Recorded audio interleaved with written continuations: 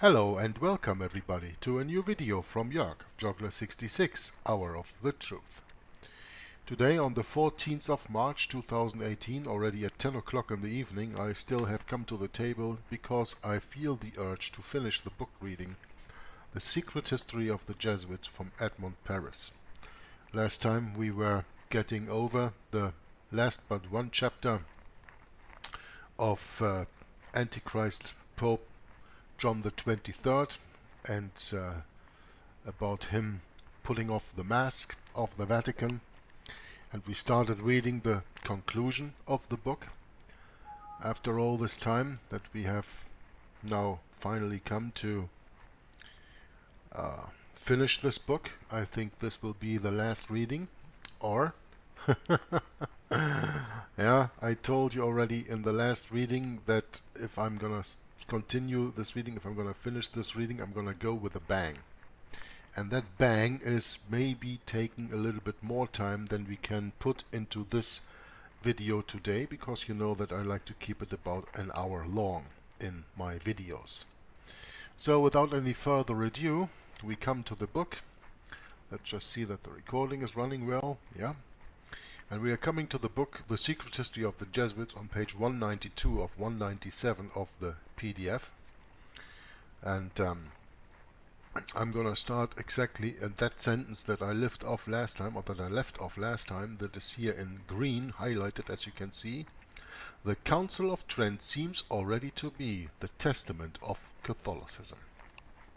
And I told you about the book of the Catechism of the Council of Trent, that you should get that you should read that, so that you understand that all these videos that I do about exposing the Jesuit order and about exposing the Roman Catholic Church, I do not out of bigotry for that church, but I do because it is the truth.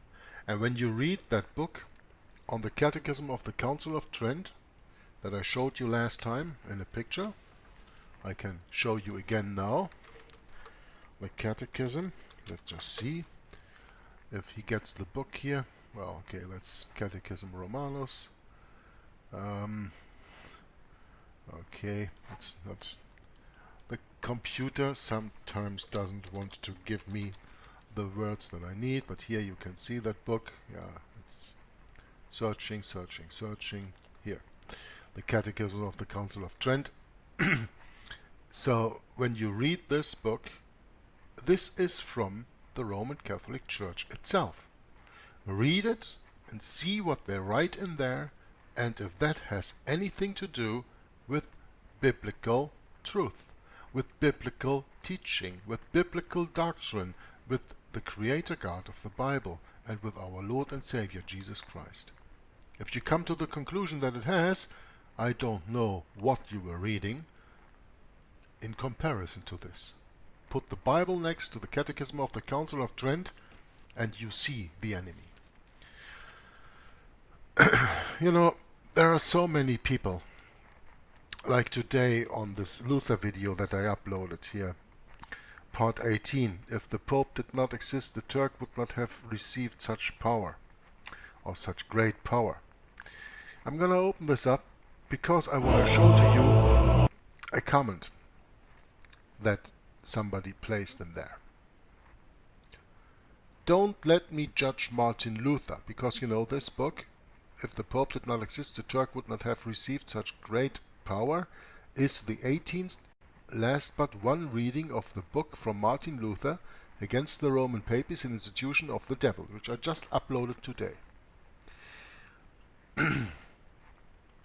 And this guy says, don't let me judge Martin Luther, but from an Islamic view and clear definition of the Dajjal, which is the Antichrist, the Pope is in no way the Antichrist, since the Dajjal is a young man with black curled hair appearing as a Jew without being actually a Jew.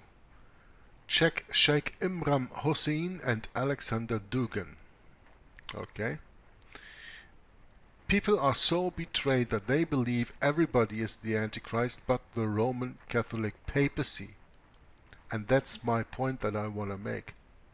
If you don't understand that the papacy is the Antichrist, and the Jesuits are his minions to achieve his goal, that they all are working for Satan, when you don't understand that, with all the videos that I make, with all the books that are out there to read, whether as a PDF or as real books that you can hold in your hand, like Romanism and the Reformation, like Martin Luther's book on the papacy, yeah, against the papacy, an institution of the devil, James Edgar Wiley, the papacy is the Antichrist, Cold War Babylon even, Dave Hunt, A Woman Rides the Beast, even though Dave Hunt didn't understand the Roman papacy to be the Antichrist, he was betrayed by the futurist lie. If all these things don't help you in understanding that, that is just a proof that you are someone who has eyes but doesn't see, who has ears and doesn't hear. There are a lot of those people, and I'm not to judge them. I'm not to judge you. I'm just telling you that the proof is out there. It is easy to be found. And we read in this little sentence in the Secret History of the Jesuits, the Council of Trent seems already to be the testament of Catholicism. This is taken out of a quote. Yeah? And that quote goes even further, and we read on the bottom of the page that this is taken from Henri Petit, L'Honneur de Dieu, which means the honor of God, published by Grasset in Paris 1958 on page 88. So this is out there. This is not even Edmond Paris speaking. This is not even the publisher of this book, Jack Chick, speaking. No, this is from the book that we just read here. And this is absolutely the truth. The Council of Trent seems already to be the testament of Catholicism. And why can I say that with such surety? Well, still, before I go into the book reading, I have to tell you this. A few months ago, I came across a video from a Bishop Schneider, is his name. And that was about the quote-unquote controversy of Pope Francis, who allegedly said on a plane flight that he agrees with Martin Luther's teaching of salvation through grace. And this Bishop Schneider, when he was asked, do you know what his response was? He said, and I cannot quote that verbatim because that's out of my memory, but he said, we already have a more sure affirmation about the teaching of the Roman Catholic Church about salvation. And that is from the Council of Trent. That is in this book, the Catechism of the Council of Trent. That is from the Council of Trent, because the bishop said at that moment, the Pope can on a plane say whatever he wants. He didn't speak ex cathedra. We have an ex cathedra teaching, doctrine, understanding of salvation, and that is from the Council of Trent. And here we read in this quote, the Council of Trent seems already to be the testament of Catholicism. Don't you see how it all fits together? Whether you like it or not, the Catholics are not the nice people you think they are. Now let's see what this quote continues with.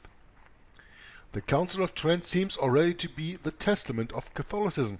It is the last genuine council. So that means that all councils after that, Vatican Council in 1870, which declared the Pope infallible, Vatican II of the 1960s, which launched the ecumenical movement and was taking care of catching all the harlot daughters back under the wings of Rome, are not genuine councils. Because it continues to say, after that, there will only be the Vatican Council which consecrates the abdication of the councils. We are well aware of the Pope's gain at the end of the councils. What a simplification and what an impoverishment also. Roman Christianity takes possession of its character of absolute monarchy, founded now and forever on papal infallibility. The picture is beautiful, but life bears its cost. Everything comes from Rome, and Rome is left to lean only on Rome, only on itself. And what is the difference with us Bible-believing Christians? We lean only on the rock, that is Jesus Christ. And by the way, this is end of quote 4, and so you can see that the quote started here and ended here, so I told you rightfully where that is to be found. Okay? Everything comes from Rome, and Rome is left to lean only on Rome.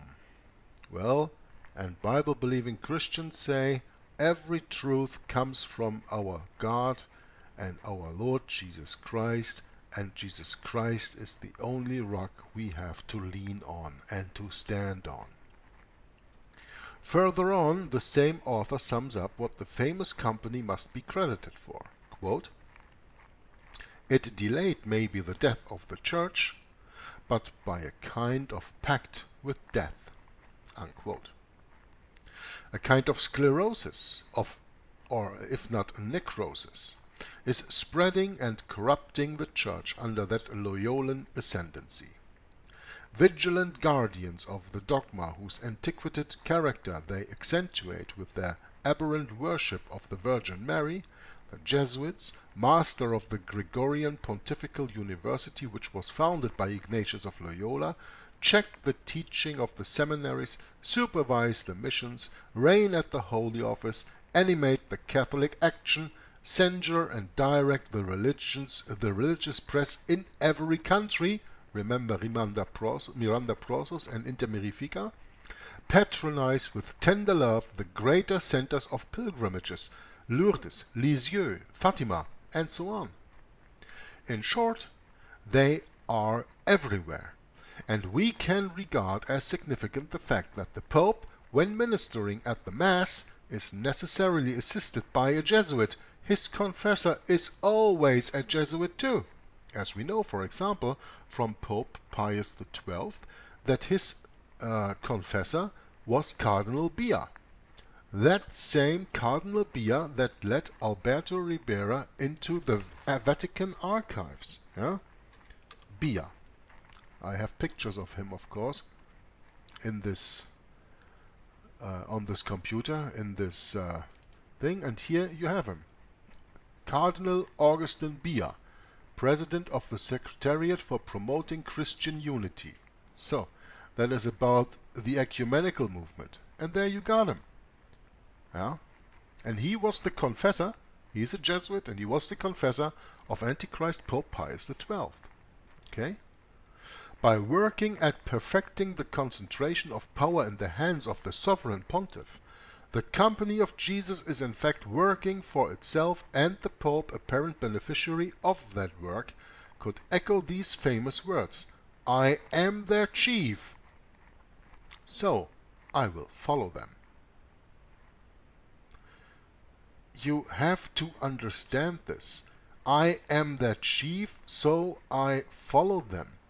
How and why do you have to understand that? Well, let me put you,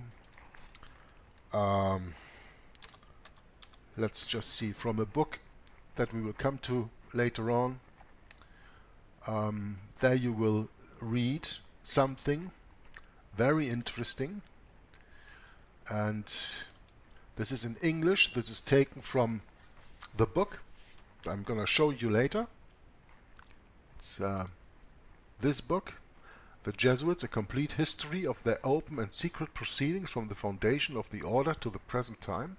There we read on page 81, "The General of the Order of the Society of Jesus, as soon as he is nominated, shall have complete power as to the government of the Society, and especially also over the whole members of the same, wheresoever the latter may reside, and with whatsoever office or dignity they may be endowed. His power shall indeed be so unlimited," and we are speaking about the General of the Society of Jesus, the Jesuits, his power shall indeed be so unlimited that should he deem it necessary for the honor of God, ad majorem Dei gloriam, which is the motto of the Jesuits, he shall even be able to send back, or in other directions, those who have come direct from the Pope. So, who has the power? In the secret history of the Jesuits, we read here that we could echo the famous words of the Pope, I am their chief, so I will follow them. What does this here say? Here, the Pope, in the bull Injunctum Nobis, puts the power of the Jesuit general above his own power. So who is ruling? The Pope, the white Pope as you know him, or the black Pope of whom you have, most of the people, no understanding. And this you can read in the papal bull Injunctum Nobis that was published in 1543. You can get that there. It's all out there. It's all documented. This is no conspiracy theory. This is not Jörg ranting about bigoting the Roman Catholic Church or the Jesuit order or whatever. This is absolute proof, even in their own writings, because a bull is the highest official paper a pope can publish. Yeah? And we are going into that book a little bit later, I tell you. But this is some interesting fact, don't you think? Now let's go back here that we can do another search when we need it. So we have here Cardinal Bia, and now we understand why the sovereign pontiff, quote-unquote sovereign pontiff, says, I am their chief, so I follow them. Because actually, the chief is the general of the Society of Jesus, and not the quote-unquote sovereign pontiff, Pontifex Maximus. So it becomes more and more hopeless trying to distinguish the action of the Holy See from the one of the company.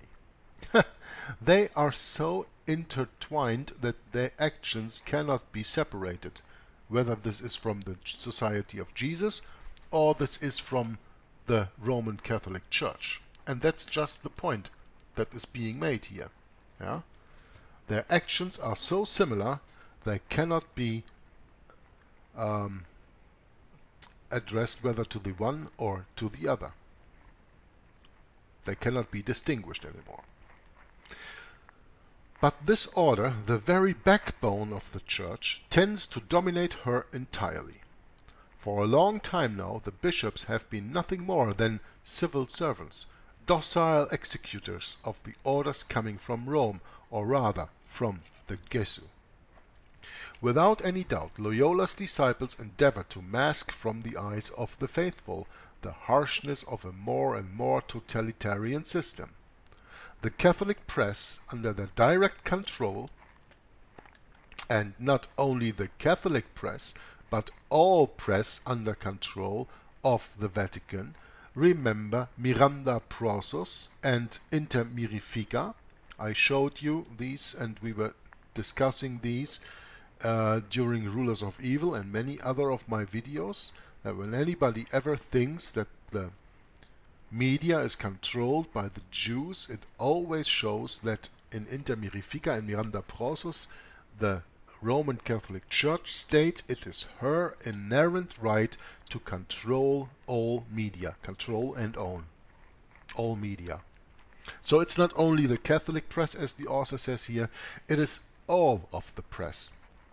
The press, I'd say then, under their direct control assumes some variety of inspiration to give its readers the illusion of a kind of independence, to be open to quote-unquote new ideas. The fathers, who are all things to all men, you know, chameleons, what the Jesuits are, willingly practice these jugglers' tricks with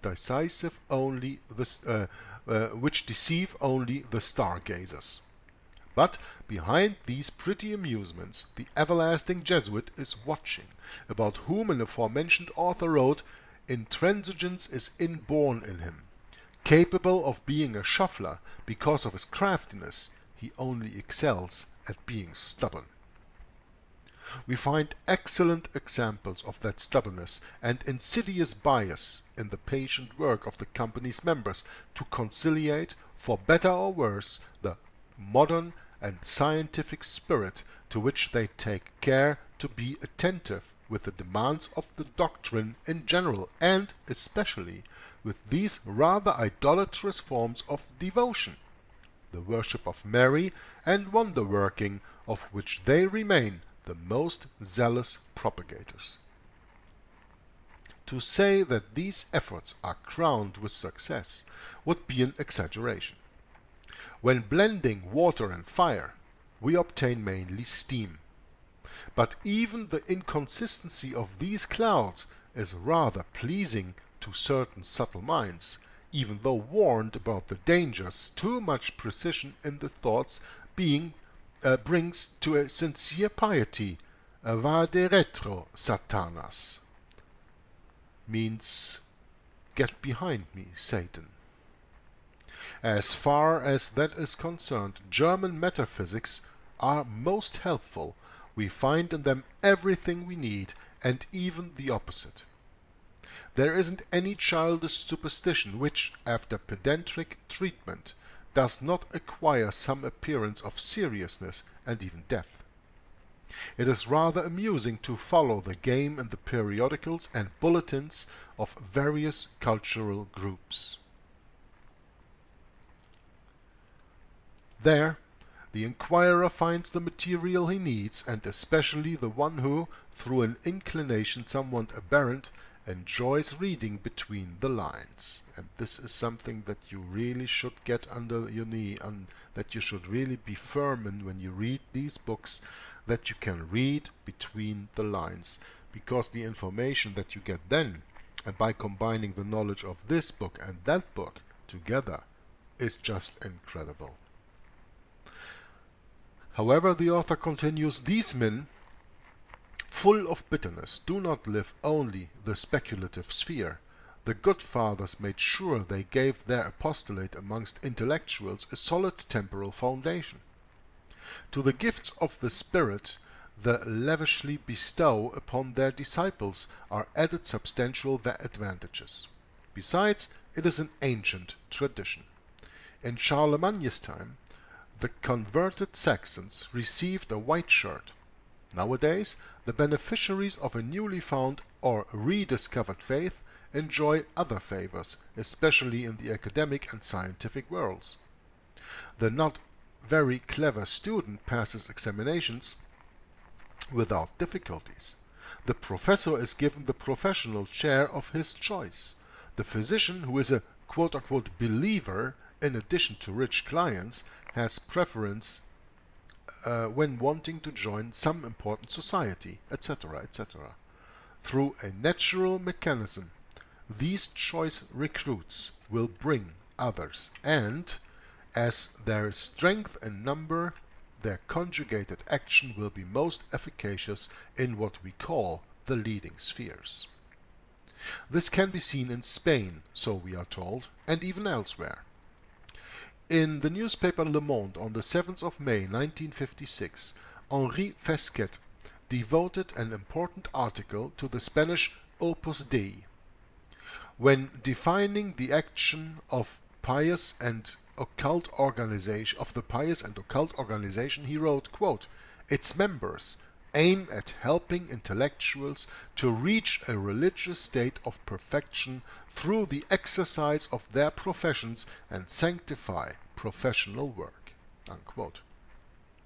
This, however, is no new story, and Fesquet knows it, for he says a little further on, quote, "They are accused, and the fact doesn't seem deniable, of wanting to occupy the key spots of the land, to be at the core of the university, to be at the core of administration, governments, to prevent from entering or even expel from them unbelievers and liberals."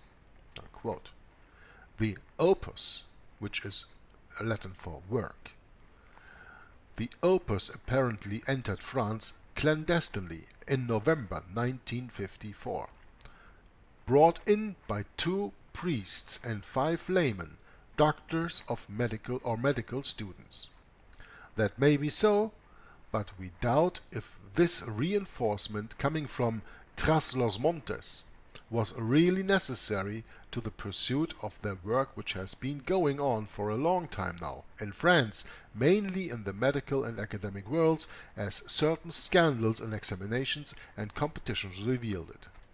In any case, the French branch of this action, supposed to be God's work, Opus Dei, doesn't seem to be clandestine after all, judging by what François Mauriac wrote about it.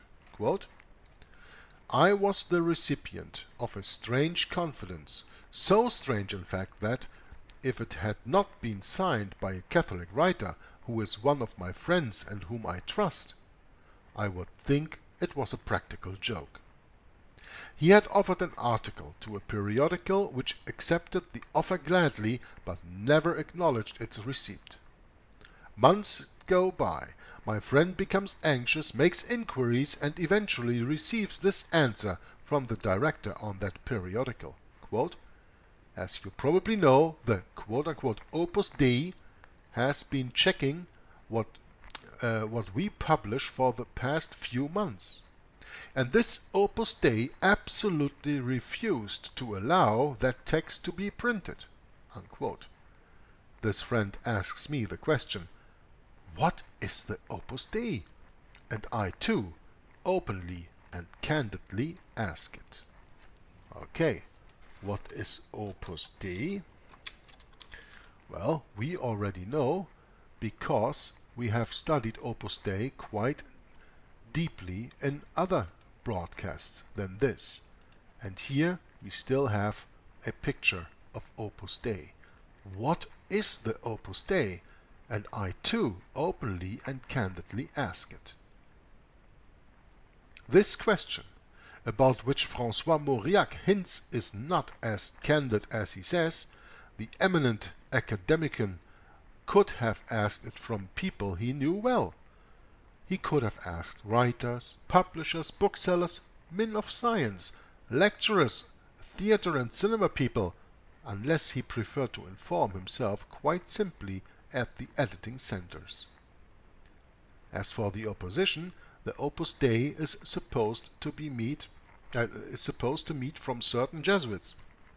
We see in it nothing more than group rivalry.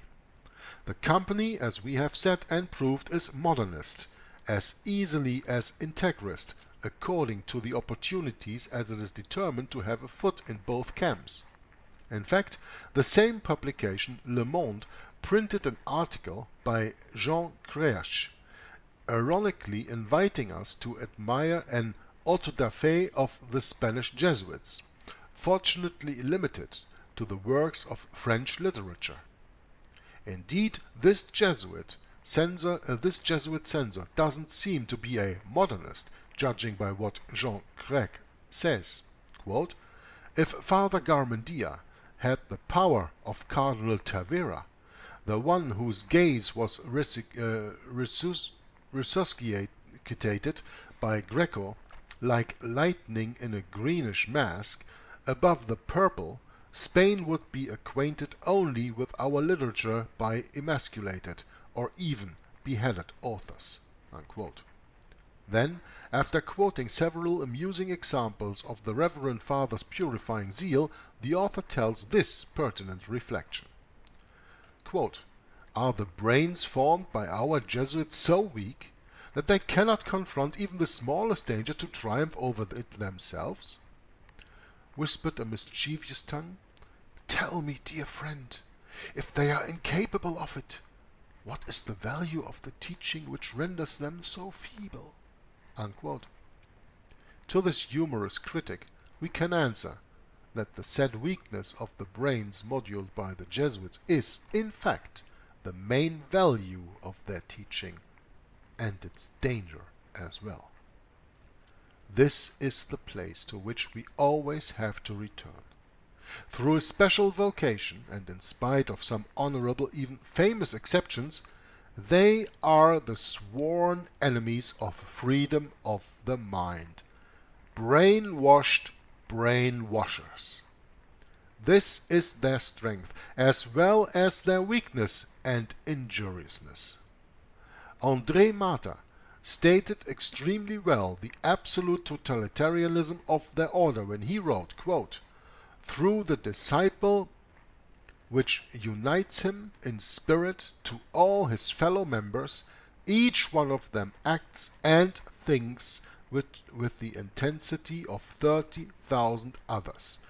This is Jesuit or Jesuitic fanaticism." Or fanaticism, yeah, I read that word correctly. This is Jesuit fanaticism. More terrible nowadays than ever before, this Jesuitic fanaticism, absolute master of the Roman Church, has embroiled her deeply in the competitions of world politics, in which the militant and military spirit distinguishing this company delights in. Under its care, the papal organization and the swastika launched a deadly attack on the hated liberalism and tried to bring out the quote-unquote new Middle Ages Hitler promised Europe. And you know, this is something that we will, of course, go through again in this world.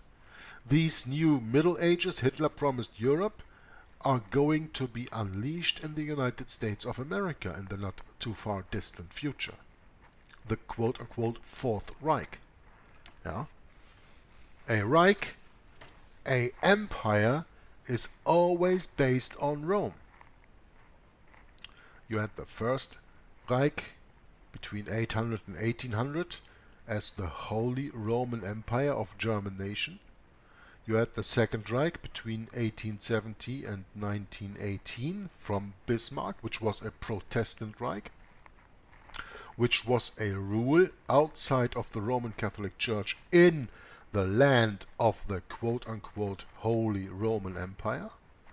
You had the Third Reich with Adolf Hitler between 1933 and 1945. And of course you will have the Fourth Reich, the rule of the United States of America.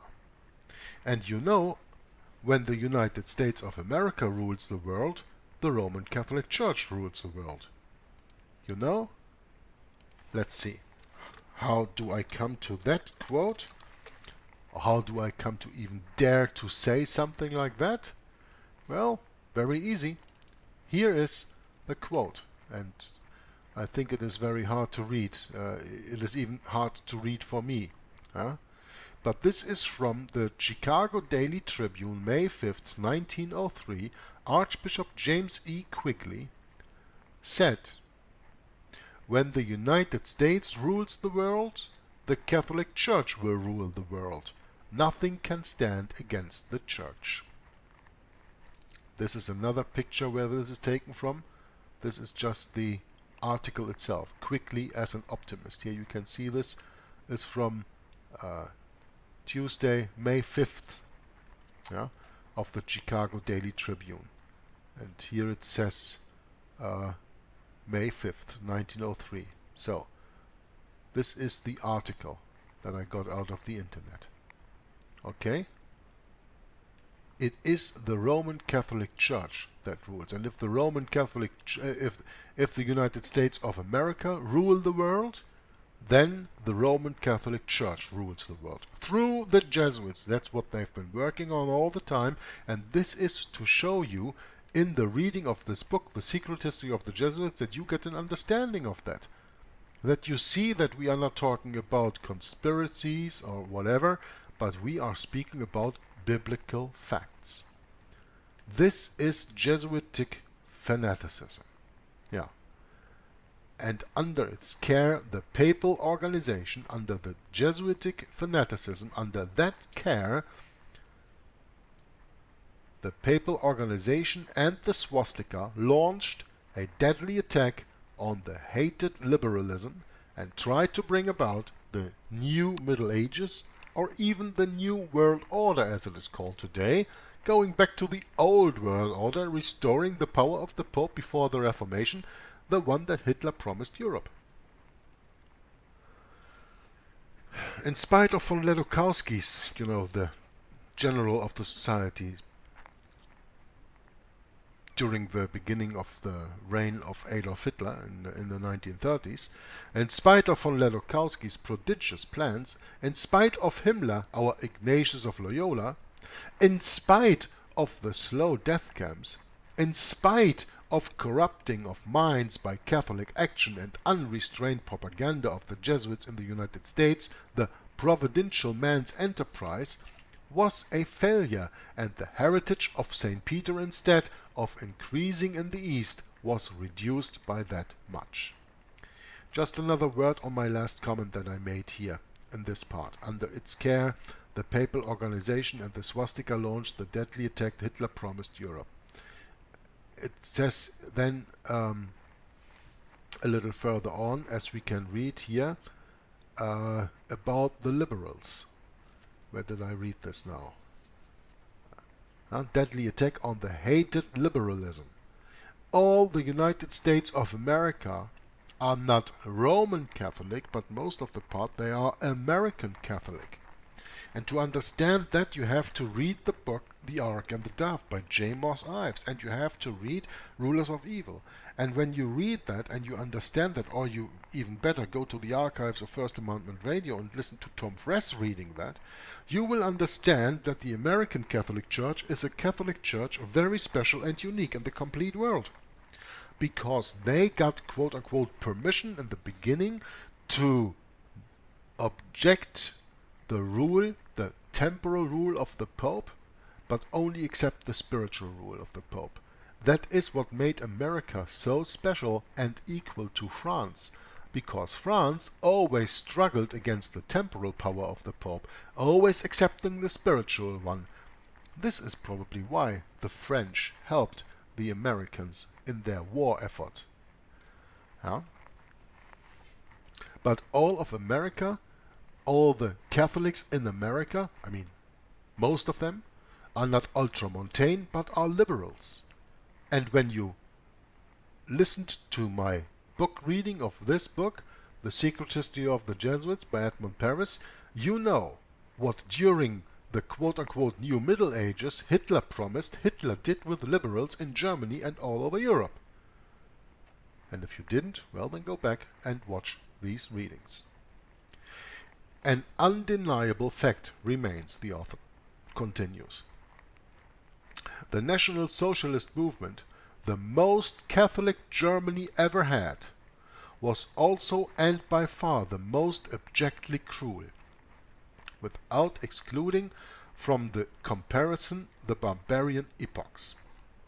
Painful declaration indeed for many believers, but one it would be wise meditating upon. In the orders burghs, castles, where the training was a copy of the Jesuitic method, the master, apparent at least, of the Third Reich formed his SS elite, before which, according to his wishes, the world trembled, but also vomited with disgust. The same causes produce the same results. There are disciplines too heavy for the human soul to bear, and which would utterly break a conscience. Crime of alienation of oneself masked by heroism. No commandment can be good if, first of all, it corrupts a soul. When one has engaged oneself fully in a society, other beings lose much of their importance. End quote. In fact, the Nazi chiefs had no consideration for the other beings. We can say the same as well of the Jesuits. They made obedience their idol.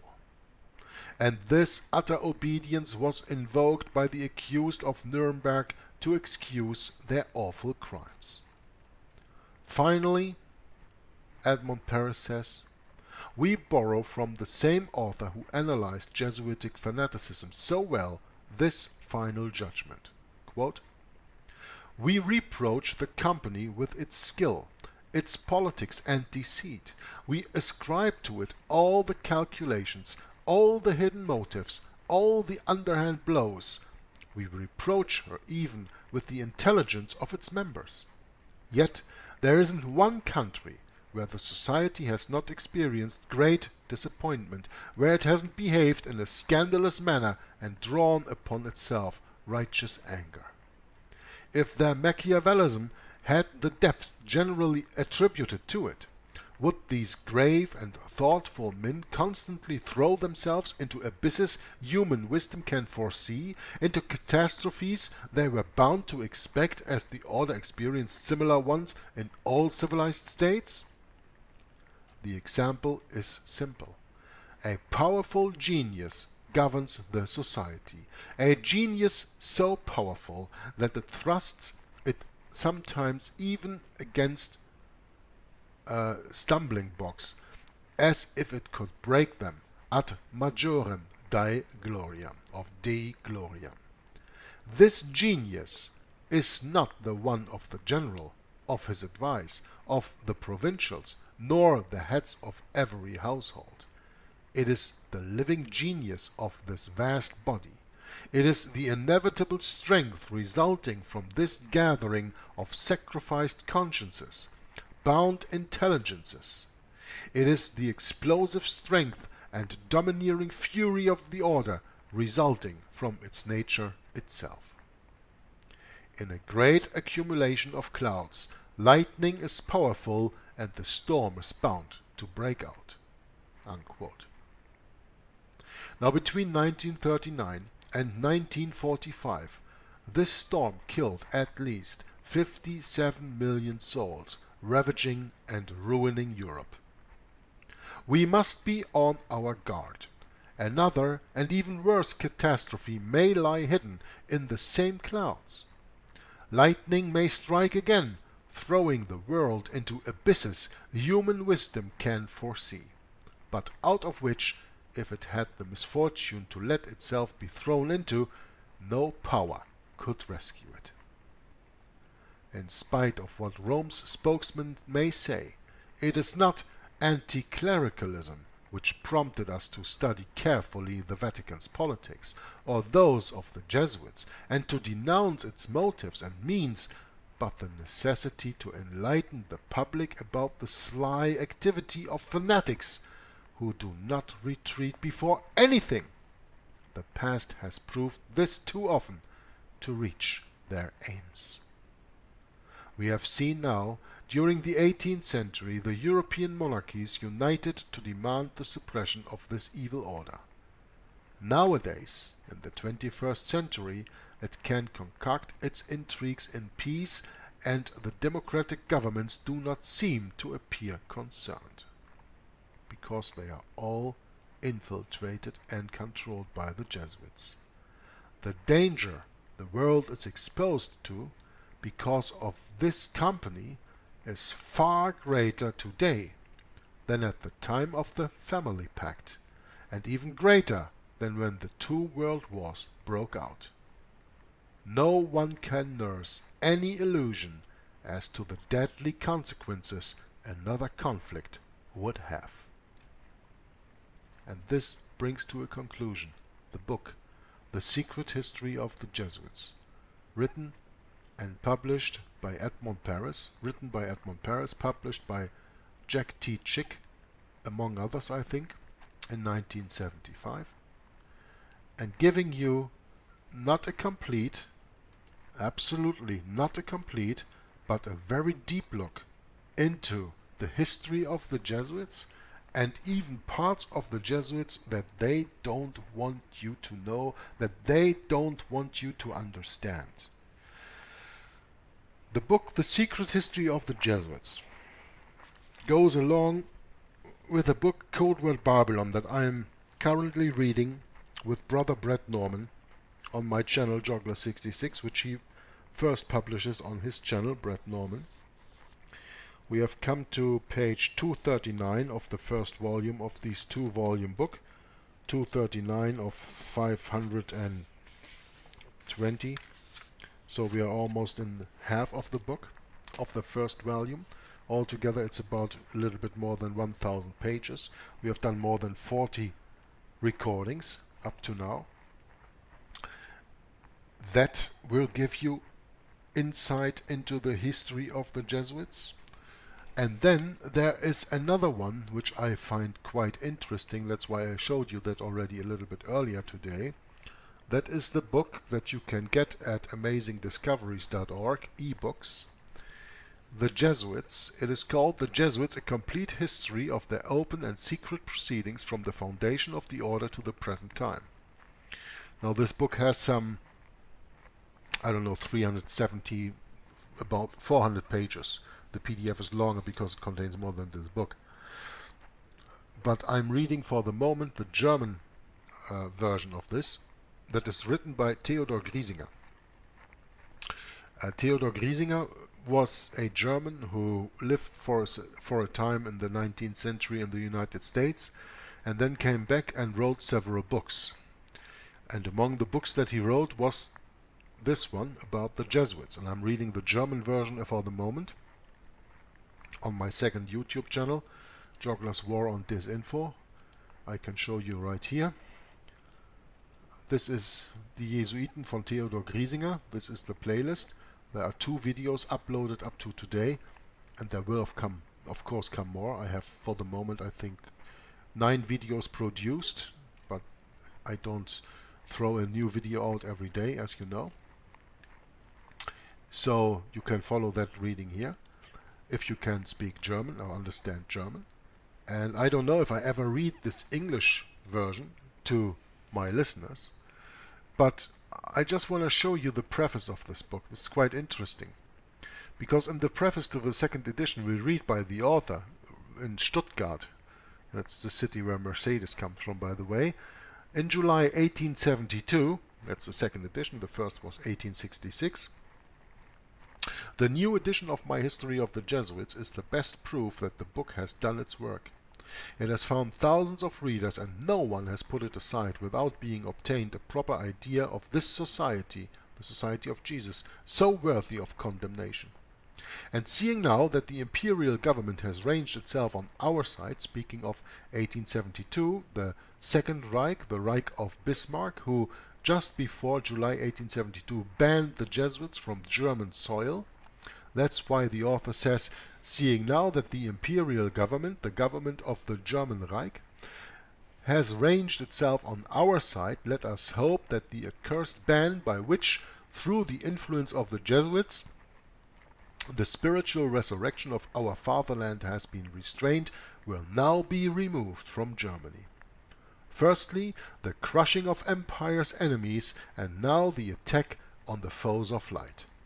When was there ever for Germany a greater epoch? Interesting question, and I can tell you that for this greater epoch, Germany during World War I and World War II later on paid dearly. This is a very interesting book to read. If I'm gonna read it in English, I don't know, because I have so many other things to do. In German, this is quite difficult to read because the book is written in Frakturschrift. So that is this old German letter type. Yeah? It's like this. Yeah? You get it? This is not so easy to read. Huh?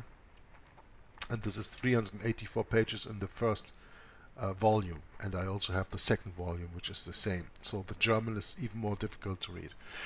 But I told you that when we are done with the secret history of the Jesuits, I'm gonna go out of this broadcast with a bang. Now we only have about 12-13 minutes left until we come to the completion of a full hour of reading. Therefore, I want to take this picture, put it here, and I'm going to open up a website I did already earlier. Open up, because that is what I was referring to in the secret history of the Jesuits. I have a note here that I said we could finish with reading this blog. This blog, that is this blog. Let's Roll Community Forums. It is full of quotations on the Jesuit order. You see, I'm just scrolling down. These are all quotations on the Jesuit order up to here. I don't think that we can get fully through it today, but I want to finish the wonderful book reading of Edmund Paris with a bang. And the bang is reading some of these quotations about the Jesuit order. My history of the Jesuits is not eloquently written, but it is supported by unquestionable authorities, and is very particular and very horrible. The Jesuits' order restoration in 1814 by Antichrist Pope Pius VII is indeed a step toward darkness, cruelty, despotism, and death. I do not like the appearance of the Jesuits. If ever there was a body of men who merited eternal damnation on earth and in hell, it is this Society of Ignatius de Loyola. Quote from John Adams, second President of the United States of America. And from the Marquis de Lafayette, who was a French statesman and general, served in the American Continental Army under the command of General George Washington during the American Revolutionary War, and of course was Jesuit trained, as was Washington. He says, "It is my opinion that if the liberties of this country, the United States of America, are destroyed, it will be by the subtlety of the Roman Catholic Jesuit priests. For they are the most crafty, they are the most dangerous enemies to civil and religious liberty. They have instigated most of the wars of Europe." Then comes a quote from Abraham Lincoln, 16th President of the United States. And we have a full quotation at the end of this page, but we are going to read only this part now. Quote, "The war," speaking about the American Civil War from 1861 to 1865, "would never have been possible without the sinister influence of the Jesuits." Quote, "The public is practically unaware of the overwhelming responsibility carried by the Vatican and its Jesuits in the starting of the two world wars, a situation which may be explained in part by the gigantic finances at the disposition of the Vatican and its Jesuits, giving them power in so many spheres, especially since the last conflict." Edmund Paris, author of the book The Secret History of the Jesuits that we just finished. Samuel Morse, American inventor of the telegraph, author of the book Foreign Conspiracy Against the Liberties of the United States. Quote, "The Jesuits are a secret society, a sort of Masonic order, with super-added features of revolting odiousness, and 1,000 times more dangerous." R. W. Thompson, ex-Secretary of the American Navy and author of the book The Footprints of the Jesuits, says, quote, "The Jesuits are the deadly enemies of civil and religious liberty." Napoleon Bonaparte, Emperor of the French, 33rd degree Freemason and Jesuit controlled through the Illuminati all of his life, coming from Corsica, punishing France for what she did before, as we read in The Secret History of the Jesuit. He is linked to this quote, "The Jesuits are a military organization, not a religious order. Their chief is a general of an army, not the mere father abbot of a monastery. And the aim of this organization is power. Power in its most despotic exercise, absolute power, universal power, power to control the world by the volition of a single man, i.e. the Black Pope, the superior general of the Jesuits. Jesuitism is the most absolute of despotisms, and at the same time the greatest and most enormous of abuses." Unquote. From F. Tapasauci, author of the book Rulers of Evil, that you can be read, that you can be found reading me reading on my channel, we read, quote, "The Roman Inquisition had been administered since 1542 by the Jesuits." Unquote. From G.E.C. Shepherd, a Canadian historian, we read, quote, "Between 1555 and 1931, the Society of Jesus was expelled from at least 83 countries, city-states and cities for engaging in political intrigue and subversion plots against the welfare of the state, according to the records of a Jesuit priest of repute, Thomas J. Campbell.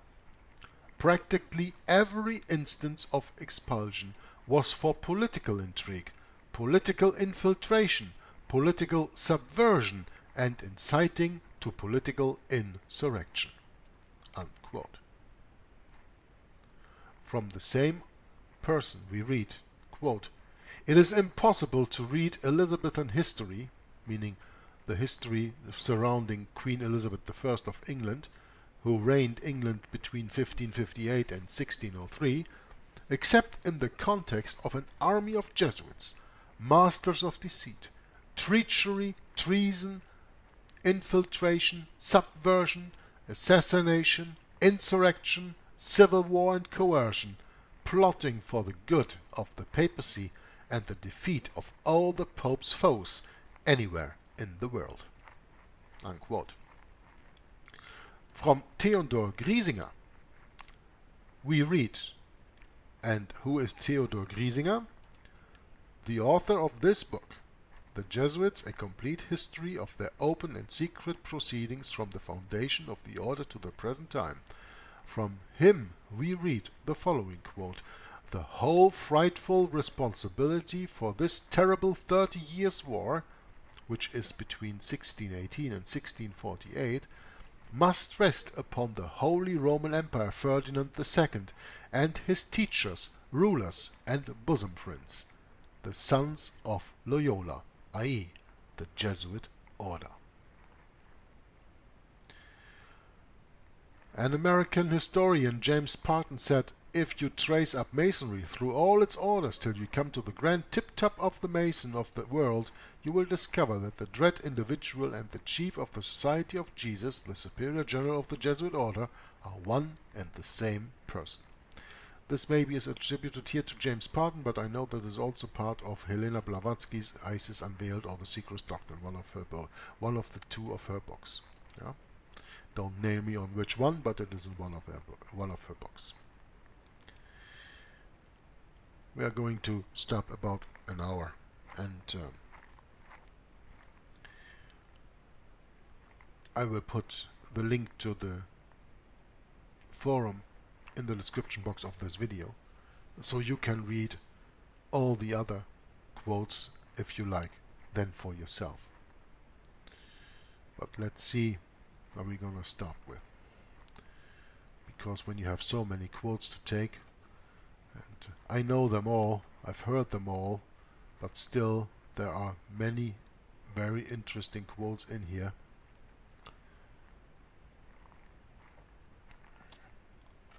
And let's see if we can find an interesting one. You see, there are here a lot of quotes taken from Bill Hughes from his book The Secret Terrorists and The Enemy Unmasked.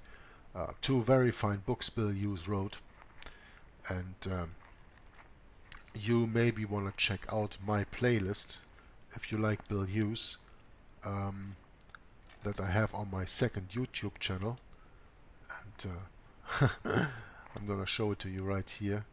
That playlist is called Behind the Door.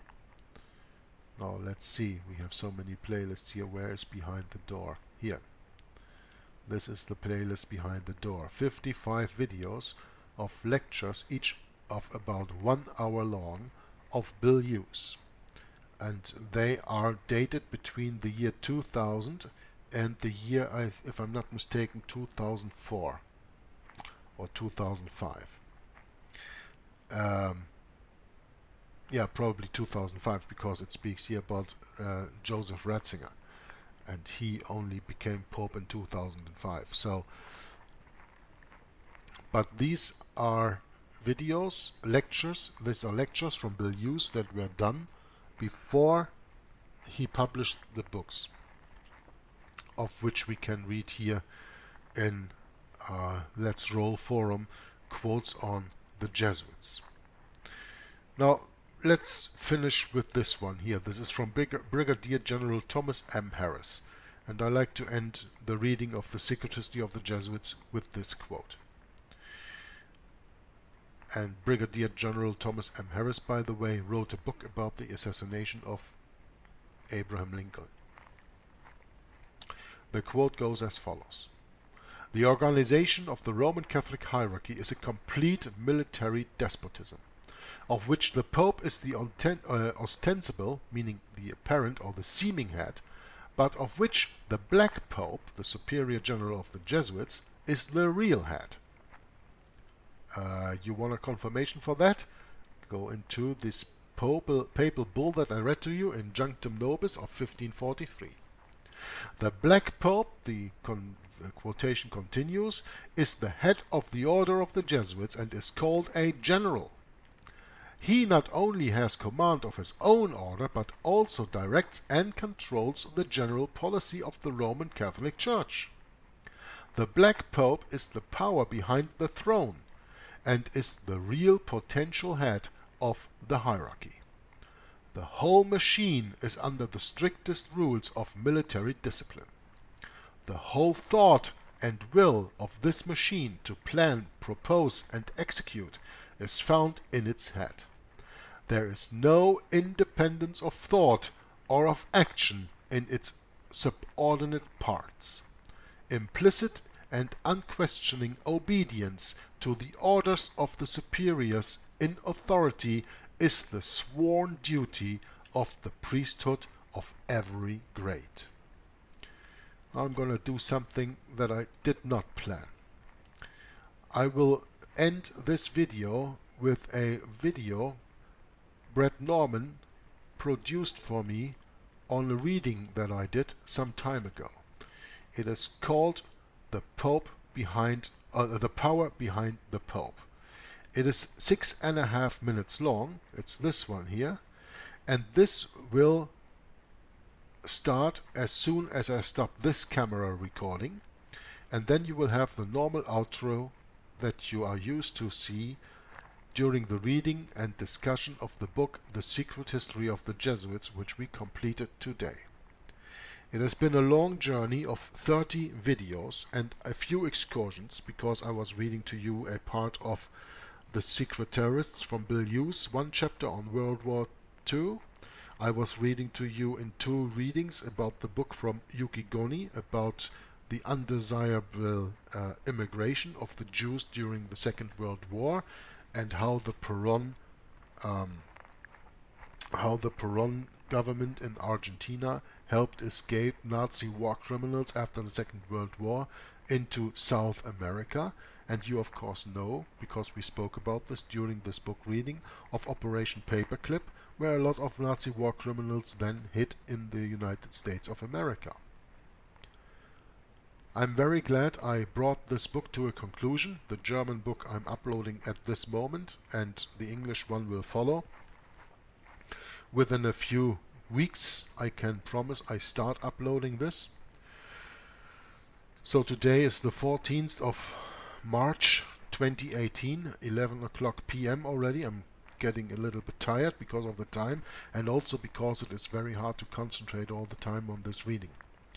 But I thank you all for watching and listening, watching these videos, listening to my reading, listening to my explanation, and I hope that you have been edified by reading and understanding together with me the book The Secret History of the Jesuits, and all the other books that I referred to during this reading, and all the other books I have read on my YouTube channel, that are all there for you to search out and to see that I am not speaking of any conspiracy theory, but speaking about documented facts. And the most important fact of them all is the truth. And there is only one truth, and that truth is in the Word of God. the 1611 authorized version of the King James Bible. That is the only truth that really counts. All these secular studies and matters are only interesting when you are steady built on the rock. When you are built on the foundation that the word of our Creator God and our Lord and Savior Jesus Christ is. If you do not have that foundation, all these studies will tell you nothing. They will mean nothing to you. You first have to have the understanding and the biblical understanding of the biblical, historical and prophetic Antichrist. If you don't understand that the papacy is the Antichrist, then why all this ranting about the Jesuit order? It doesn't matter, right? Because the Antichrist is just one single person coming in the far future, a few years before Jesus Christ returns, and we don't need to care about it anyway, because we're all raptured out here. If you believe that, fine. Then you don't have anything lost on my channel. My videos will not speak to you. My message will not speak to you. Jesus Christ will not speak to you. The Holy Spirit will not speak to you.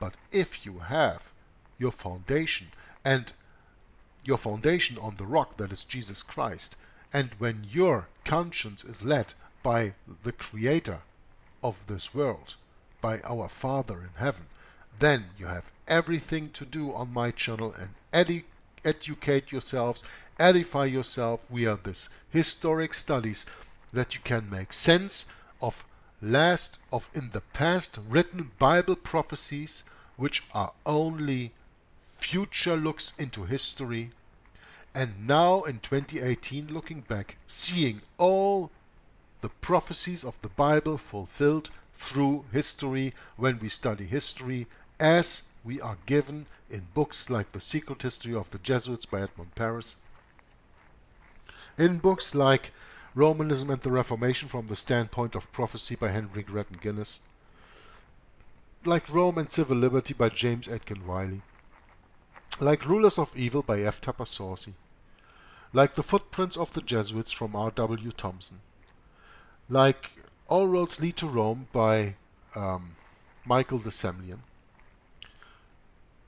like The Jesuits by Griesinger, which I just showed you that you can read, and so many more books, so many more knowledge that is out there for us to grasp and to embrace, if we first embrace the Bible and embrace Jesus Christ. Up to here, thank you very much for watching and listening and commenting, and I hope you will join me again in my next book reading that will come here on this channel, Joggler 66, Hour of the Truth. Up to now, I say God bless you and bye-bye.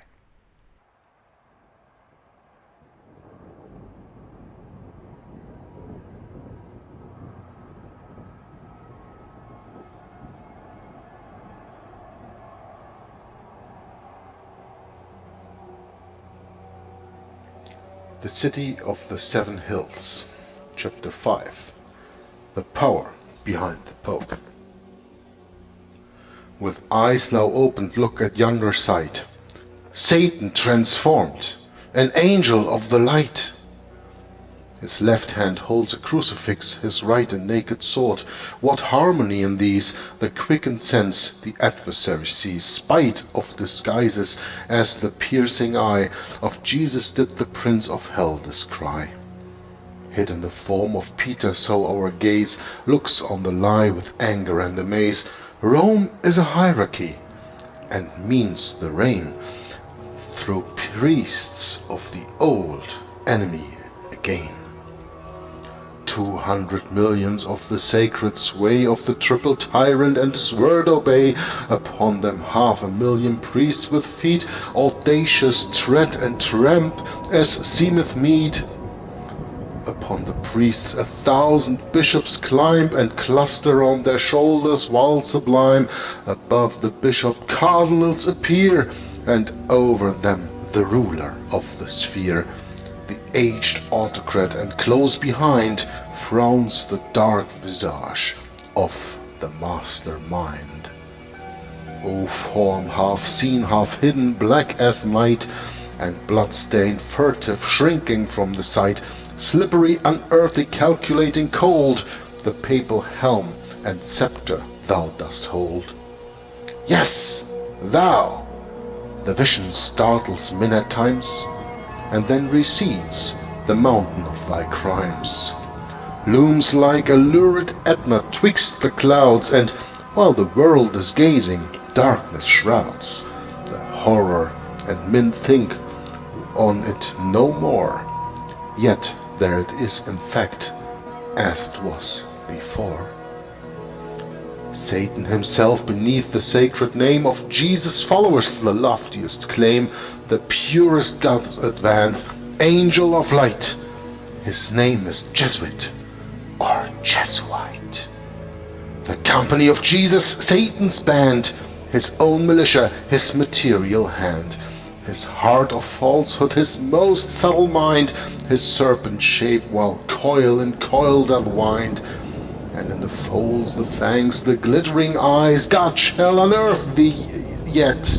Thy sentence lies writ in his book, yea, hast thou never read, the woman's seed shall bruise the serpent's head? He whose great name thou bearest, he shall crush thy hateful head. Go then, thy presence hush. Slip slyly into palaces and shrines, sit in confessionals, dig secret minds, plot, plan, pretend, dissemble, darken, lie. Heaven yet shall drag thee forth and lift thee high, and with its hand of might in holy ire fling thee, foul serpent, in the eternal fire. O monstrous pyramid, I see it rise, it seems to tower and touch the very skies. Man's lofty free morality is mute in the dread presence of the Absolute. The priest is in the place of the Most High, all must submit to his authority. Then in his turn the priest doth bend before the bishop, while the bishop doth adore the pope, and he, well, Satan doth inspire, Satan dark-dressed in Jesuit's attire. And in that fraud than he there is none higher. Ye foolish victims of conspiracy, what's your pope? A mask, a mystery. The mouthpiece is another. Read and see the doctrines of the Jesuits, who guide the papal judgment and unseen decide the voice of the infallible, and read the story of their deeds. Take ye good heed, to whom your soul's salvation ye commit. Who is it that in truth does yonder sit in that dark Vatican? See wheel in wheel how works the strange machine, so to which ye kneel, and how one name another doth conceal. Apostles guide not now, the church is dumb, the fathers dead and buried, conscience numb, the intellect, the soul have lost their eyes, Bibles are banned and wisdom only lies in one man's breast. And who is at his back? Ah, that's the question.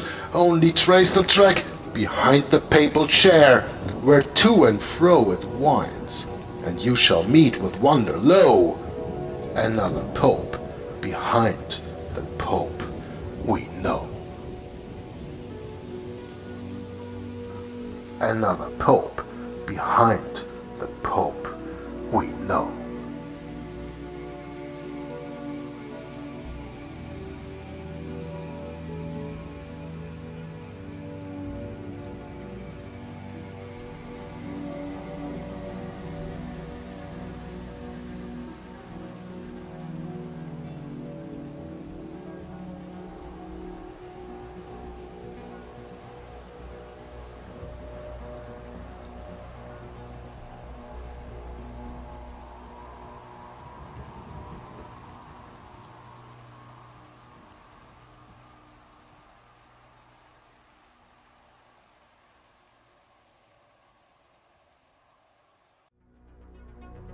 Especially I work in dealing with the infiltration of churches and religious institutions as well as government that cover a tremendous number of institutions. And the purpose of that infiltration was what for? Well, the purpose is what the Roman Catholic system has all the time as her own purpose, is to infiltrate, to penetrate all the areas of life where the Roman Catholic can have control and access for the coming world government. Simply put, this country and this world benefit from your commitment to Jesuit principles, to being men. As a graduate of another great Jesuit institution, Xavier University, I have great affection for the value and purpose of a Jesuit education. What that means is, in preparation for that world government, the Roman Catholic institution, especially since the establishment of the Jesuit order in 1541, throughout all these 500 years, they've been in preparation and through infiltration and penetration of every level of society in order to take over the world politically and religiously. What a beautiful day the Lord has made.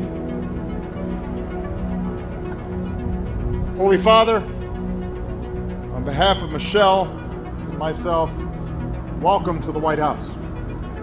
There are two doctrines that define very well these dangerous goal of the Roman Catholic institution. Two doctrines define this very well. One is called the doctrine of the apostolic succession, and that is dealing with the papacy. And the other is the doctrine, the temporal power, and that is dealing with world government.